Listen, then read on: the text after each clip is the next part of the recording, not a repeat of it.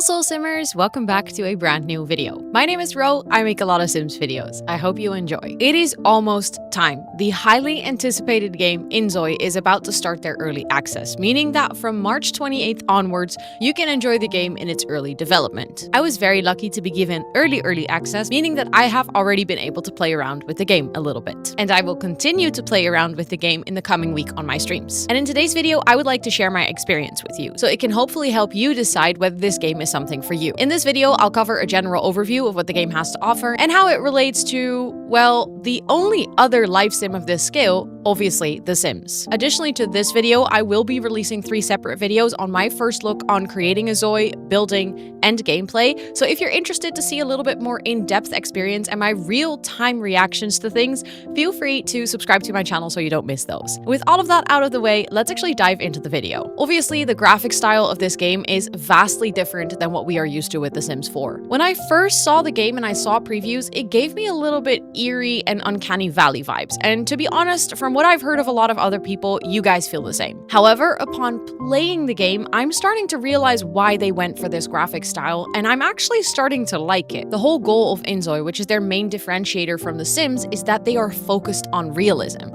Not just in the look and feel of the game, but in the entire gameplay across the board. This game's purpose is to let you experience real life and not a cartoon version of it. You can see this in everything in the game. The language they speak is just our language. It's not like Simlish. The cities that you can live in are directly inspired by real cities, and they actually look like cities that you would find in our world. And the places and the culture and everything feels very real, meaning that your experience in the game is going to feel real. And that would have just not worked if the style of the game was very cartoonish. Like, it is so real that you can drive cars, deaths are very real. There's not like a death by swarm of flies. No, you can just get hit by a car and die. And the game descriptions and personalities run very deep. This game is not meant to be a cartoonish version. It is meant to be a real version, and for that reason, these graphics and the way that the game looks actually makes sense and felt a lot less eerie and uncanny than I expected. Since understanding this approach and the vision for the game, and also seeing a resemblance to bigger and more modern RPGs in terms of the design of the game,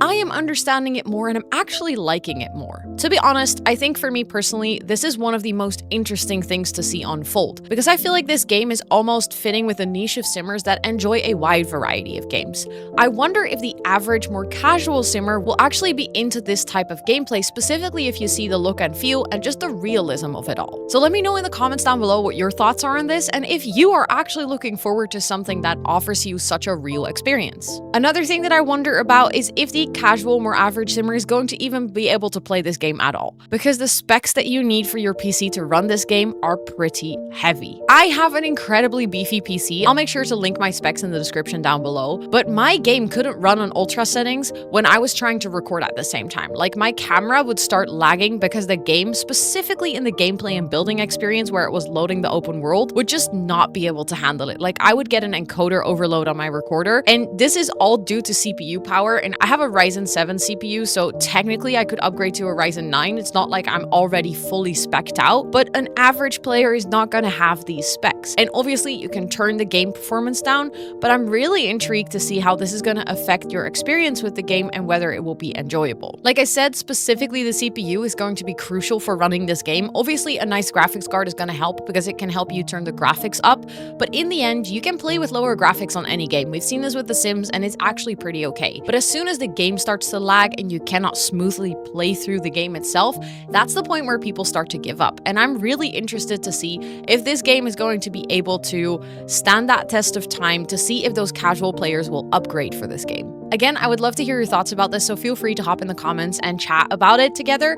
And also, I'll make sure to link that full spec sheet that I showed on screen earlier in the description box down below, so if you want to study it a little bit closer to see if your PC can handle this game altogether, that you can actually reference to that again. And then actually whether the game runs smoothly is a very nice bridge into the next topic that I would like to cover, and that is player experience. Or if we're talking in technical terms, the UI of the game. Basically, how easy it is to navigate and how smooth it feels to play for you. And this game really has me on the fence on this topic because I am so conflicted. As someone who loves to be able to play intuitive games, at one hand, but on the other hand, someone who loves to have stylish and beautiful designs. Because this game looks stunning. Let me start by saying that the whole look and feel of this game is so on par with modern technology. It feels sleek, it feels smooth, it is really pretty. And I love this. As a person who is obsessed with aesthetics, I love this. This is amazing. And what I think is actually a really big win on their side is that they made it feel sleek without it feeling corporate. And I feel like everything in this game just makes sense visually. However, this is also immediately my biggest criticism, because good looks don't always mean easy to navigate and easy to use UI. It's not the best for playability. I have noticed that the text sometimes is really thin and small, and that the UI in general is relatively thin and small. This looks wonderful, but makes it a bit iffy to play with sometimes. Having a very thin font and having a lack of contrast is actually a problem for people that have serious issues with their eyes. Weirdly enough, playing inZOI actually made me realize how much I appreciate the chunky UI of The Sims, because the chunky UI of The Sims doesn't always look the best, but it is so incredibly easy to navigate. You don't have to very precisely point and click with your mouse. You can just kind of hover over an arrow and it will light up and you'll know that you've selected it. Whereas with this game, I sometimes felt like I was spending more time on getting my mouse into the exact right position, specifically when building and designing my ZOIs,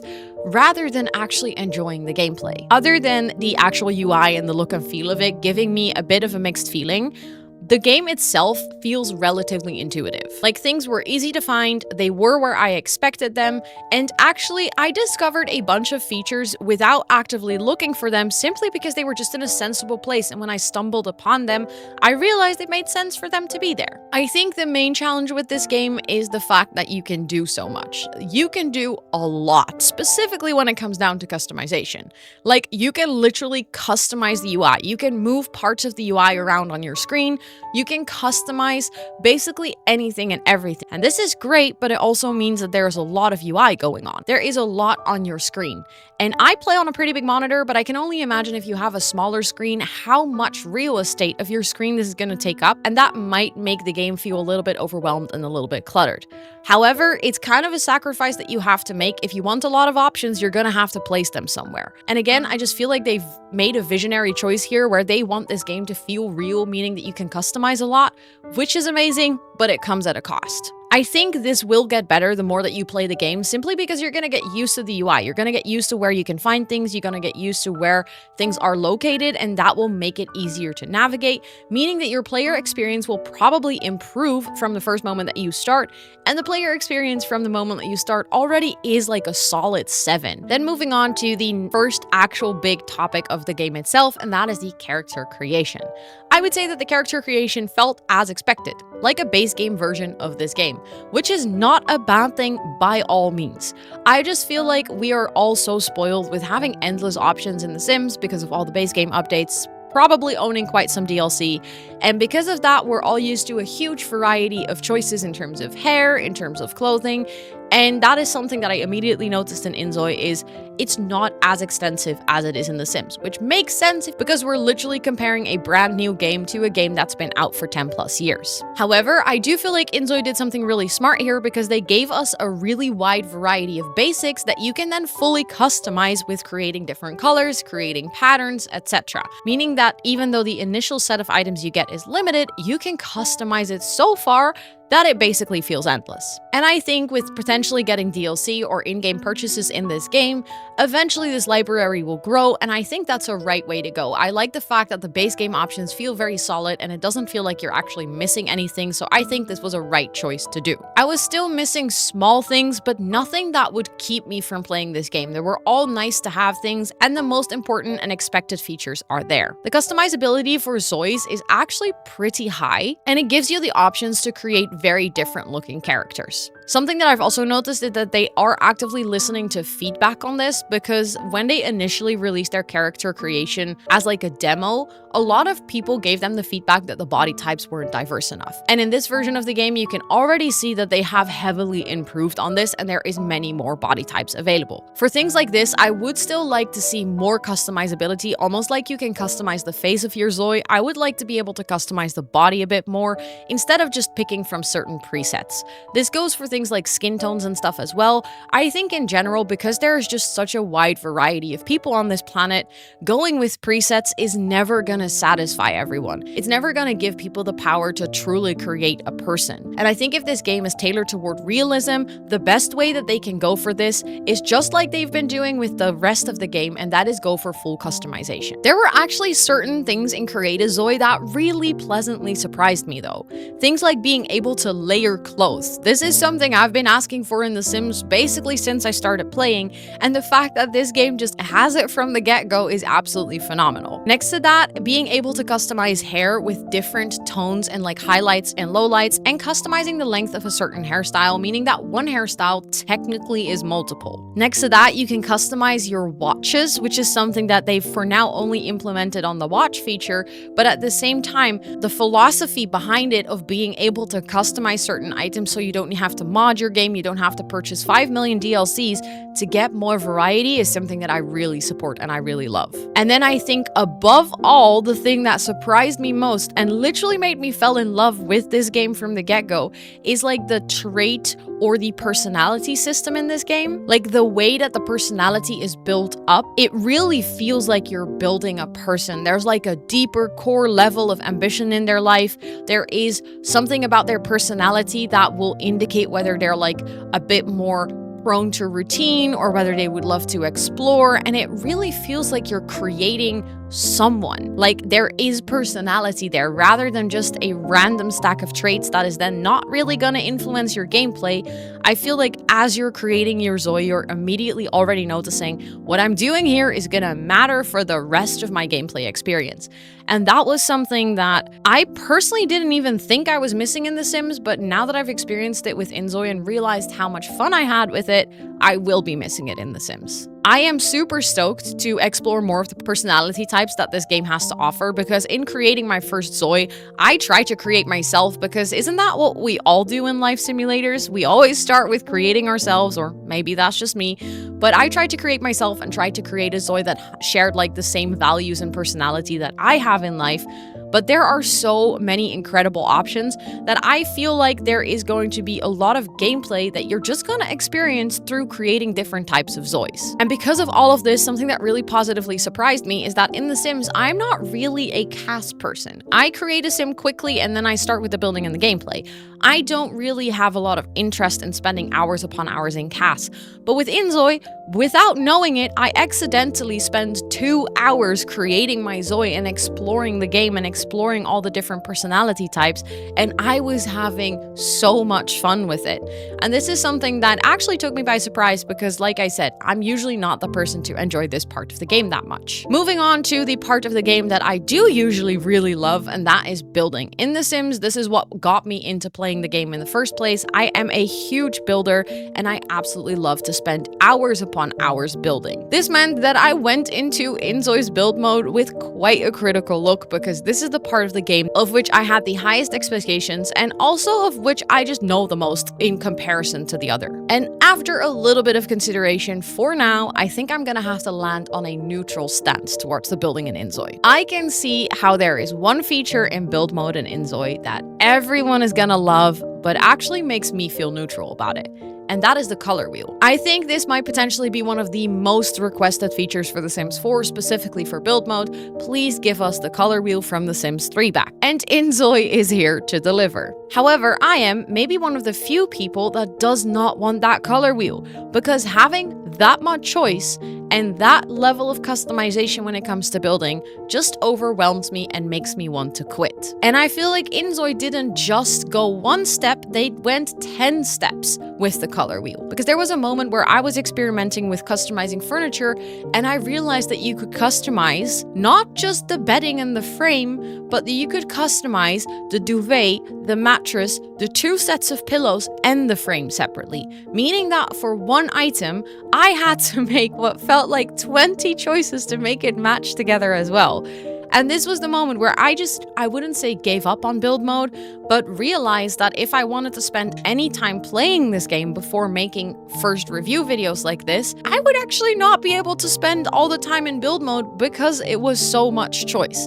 And obviously this will get better as I spend more time building and as I spend more time exploring build mode and really sitting down and just taking the time to explore that part of the game, which actually means that it's something really great. The amount of things that you can do in building in this game is so vast that I feel like I need a whole separate week just to play that part of the game. But knowing how overwhelming building can be in The Sims 4 for some people, I'm a little bit scared that inZOI is gonna feel even more overwhelming. However, apart from feeling overwhelmed with all the options, I do think those options also came with some very nice things that I have been asking for in The Sims for years. Because there's a couple of things that really took me by surprise. And like I said, customization can be a challenge, but something that I really liked is that they did take this customization throughout the entire process. Because you can actually have different wall heights on the same level, for instance. They immediately implemented platforms.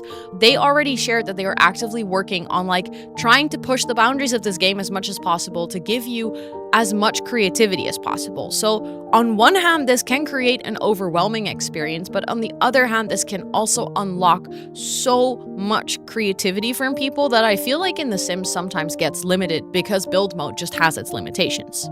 I feel like building is where I mostly struggled with that thinner UI that I mentioned earlier because I kept misclicking things and this was slightly frustrating on my end. I ended up settling for a pre-made build because I just really wanted to get into the gameplay and I didn't want to spend too much time on trying to figure out how to build a house. But I do genuinely believe that if I spend more time in build mode, I will actually start to like it more because just like in The Sims, it has a learning curve. And the learning curve might be steep, but I do think that once you got the hang of it, it will be very rewarding. This is the part of the game where inZOI can improve a lot still, because I think that a lot of the focus towards the game went into the gameplay, and rightfully so. But I do think that there is a lot of improvement to be made here, which is exactly why there is beta early access, which I'm currently doing. And when there is early access, when a wide variety of players is going to be able to play this game, that's exactly why games do this. To make sure that a lot of people can get their eyes on the game and give feedback on the player experience. So I'm actually really happy that they're doing this because I don't think that what we're seeing right now is going to be the final version of the game, meaning that from here it can only get better. Then to wrap up the part about building, I would like to say that the options that they had for furniture and the things that they already have in-game for decoration and clutter and stuff is up to par what I would expect from a base game. Again, with all the customization options, it does actually give you an incredible range to create your houses and to decorate them nicely. I think they have a nice amount of gameplay items, like things that you can interact with in games, as well as aesthetic items. I genuinely think there is actually a lot to go from here, and I would say that for a first release of a game, this is actually a really solid build mode, and if you're going to be playing this game, you are definitely going to enjoy it. And then there is one thing that I feel like 100% lifted my experience of building in this game and just made me really excited actually to learn more about it, and that was the world customization. This option completely took me by surprise. I was not anticipating finding this, but when I was just clicking around in the menus, I stumbled upon the world customization option, which literally lets you change the world around your ZOIs. You can change what is on the billboards, you can change what kind of trees there are, what kind of flowers there is growing, but also what kind of animals you will run into across the world. So you could put pandas in your world, and then when your ZOI is out, you can just casually run into pandas. This was literally so much fun and something that I had never anticipated wanting, let alone finding in a game. And then when it was there, it completely took me by surprise and I was so incredibly excited. If you want to see my real-time reaction to this, feel free to watch out for that build video first look, because I'm going to add it to that video. But this is such an amazing feature, and from what I've seen, this is only the start. This is going to continue to get built out, and there's going to be so much more that you can add to the game to really customize every single playthrough that you're doing with a ZOI. And to be honest, this feature actually made me fall in love with the game instantly. Just like the personalities in creating a ZOI, this feature sold the game to me. And then speaking of falling in love with the game, I think it is time to move on to our maybe most important topic, and that is gameplay. And it is safe to say that this game and this gameplay has me in a chokehold. I have only been able to play for 5 hours, and those 5 hours flew by so fast. I don't know where the time went. I haven't had that experience with a game in a really long time, where you just sit down and you blink twice and all of a sudden it's hours upon hours later because you just got sucked into the game because it was so immersive. And I feel like in those 5 hours, I have barely scratched the surface of what this game has to offer, because I was just walking around, seeing the open world, experiencing being able to walk around with my character in an open world, driving my car around, meeting other ZOIs. It took me all the way until the last little bit of my gameplay where I realized that it might actually be useful for my ZOI to find a job, because I hadn't even experienced that part of the game. Like I said, the map that comes with this, and I keep saying world, but actually in inZOI you live in cities, and the cities are just places in the world. The game right now comes with a Korean-inspired city and an American-inspired city, and they're currently working on a third city inspired by Indonesia, and this already made me so happy to see like this much culture diversity. Obviously, the game was created by a Korean developer, so it makes sense that this is the focus of the game. I really like that it's not another US simulator, if I'm gonna be completely honest. So this already made me love the game instantly. And then when you move into a city, you have this really big city map that you can either walk around in, or you can take your car, or you can take a functional subway. And it's little things like this that just make the game feel so alive. Like you really feel immersed in the experience. It actually took me by surprise how much I loved the concept of an open world. I've been saying for years I don't want an open world in The Sims because I genuinely think that if they implemented open world in The Sims, it wouldn't work. Reason being that this game actually only runs on high-end PCs. There is a reason for that. The open world is something where I also noticed I had to turn my game settings down a little bit, because that was the point where my CPU started to struggle. Because loading an open world with ZOIs that are all living their lives, it requires an incredible processing power on your PC. Especially with this game trying to, or actually implementing AI as part of the, what they call smart ZOI system, where the ZOIs will change based on your interactions, so it's not like pre-programmed interactions. This all requires an immense power from your computer, which is not necessarily a bad thing. I think it makes the game future-proof, but I think this is also why I've always been against having open world in The Sims 4, because The Sims 4 is not tailored towards high-end PCs. But this game being tailored to high-end PCs, I think this is the right way to go, but it also made me realize how much I actually enjoy it because I have the PC power to play through it. I think in all the time that I played, I had 3 loading screens. That was it. And those loading screens were primarily when I was traveling from one side of the map to the other side of the map, meaning that it basically didn't have time to like slowly render as you're traveling through the world, but you wanted to hop from one place directly to the next. And then there was a loading screen, which was pretty short, to be honest. And when the first time it happened, I thought my game was like saving or crashing because I hadn't seen a loading screen in like 3 hours. I've just been playing. And speaking of saving, the game has autosave. You can customize how often it autosaves, but this was such a huge relief for me because I am always scared for games that take this much power from your PC that sometimes they might crash, but I didn't have to worry about that. So I could just play uninterrupted for 3 hours, not worry about losing anything. And then when I got hit with a loading screen, I actually got really shocked and then realized, wow, this is my first loading screen after hours of playing. Once I started interacting with other ZOIs, I also realized how much this game has to offer in terms of depth in gameplay, because it wasn't easy. Actually, the first time I started talking to another ZOI, it got really awkward because they clearly didn't like me and they clearly didn't enjoy me talking to them in a random part. I really feel like that arc of meeting, forcing you to talk to me, and getting married the same night in The Sims does not apply to inZOI. Like, it felt like a real interaction where personality mattered.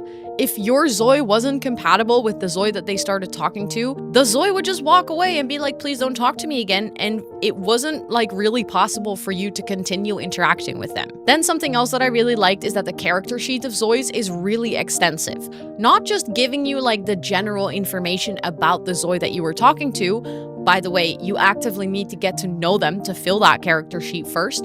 But once you do, there's actually a relation log, which basically shows you all the interactions that you've had with inZOI, giving you background on how their relationship progressed. Also, their relationship doesn't just progress. There are like sort of checkpoints where you need to upgrade your relationship with inZOI, where you actively need to go out of your way to ask that other ZOI if they want a deeper level of friendship with you. Which means that you can also just agree to leave your friendship at a certain level without ever pursuing a deeper level of friendship, but that means that you can continue to interact with the ZOI without your relationship continuously going up, which is something that I appreciate because I don't think it's realistic that you can become best friends from small talk. Like, you actively need to make that decision, hey, I'm gonna start sharing more things with you so we can get a closer connection. And I like that in inZOI, this is made a conscious process of the player where they have to decide who they want to befriend that way.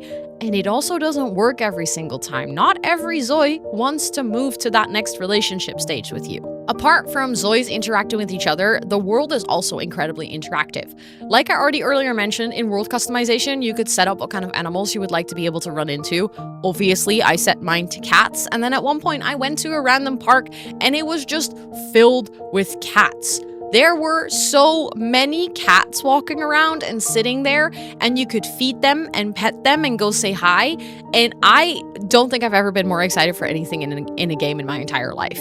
Another thing that made the game feel really real was the schedule feature. And again, I would highly recommend waiting for my first look of the gameplay for my true and honest reaction to finding the schedules, because as a chronic planner and previously project manager, planning and schedules it tickles the right part of my brain. But the way that inZOI implemented is actually super functional, and it's really easy to maintain your ZOI schedule. This goes for events that take place in the world or in the city that you live. This is work events. This is events that your ZOI schedules themselves, and everything comes together in your ZOI schedule, which is incredibly easy to navigate. And honestly, it made me realize how terrible the calendar and schedule system in The Sims is, because if your sim has work, it shows up in a different panel than the calendar, and the calendar is not intuitive at all. This scheduling feature was one of those things, again, where I was like, this is what I've been wanting in a game. This is so intuitive, it is so nice, and it really enables you to play the game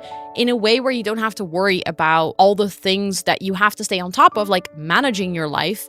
Whereas in this game, you can just play it and the game helps you play it, basically. Other, maybe smaller things that I really enjoyed about the gameplay is that you can actually walk around with your ZOI in different ways. You can either go into like a third-person mode and walk around with your WASD, meaning that you can really experience the world yourself and like actually pace your ZOI through the world. Or you can click on a location like you're used to in The Sims and say walk here or run here. I really appreciate the fact that they implemented both mechanisms into the game, because I don't think I would enjoy the game if I only was able to walk with my WASD keys, but at the same time, I like that it's there and that it's a possibility. Other things that I liked was housework is actually a skill, so your ZOI can be bad at cleaning at first. I also really like that you need certain skills before you can start doing other skills. So if you want to start music production, which is actually a skill, you cannot do that until you have a certain level of skill with an instrument, which just makes sense, because what are you going to produce music if you don't have any musical skill to begin with? And then lastly, something that pleasantly surprised me is the fact that you can separate autonomy from free will. And I feel like this might need a little bit of explanation. So free will is what your ZOIs have in terms of deciding to do something by themselves.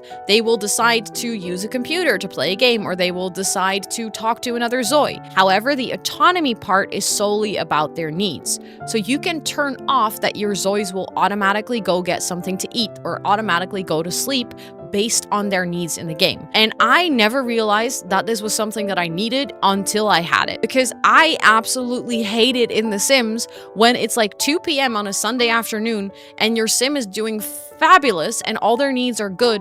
Apart from their sleep bar, it's half empty because you've played through half a day. Your Sims will just autonomously decide to go to sleep instead of maybe like paint or read, because they've never heard of a hobby apparently. And with ZOIs, you can separate these two things from each other, and they can do things in the world and autonomously interact with what is around them without prioritizing their needs, because you've turned off autonomy for that. And again, this was something I never expected that I needed, but once I had it, I loved it and I never want to go back. I have yet to experience so many things in terms of gameplay. I haven't even begun dating. I haven't done proposals or marriages or divorces or having children and moving in together.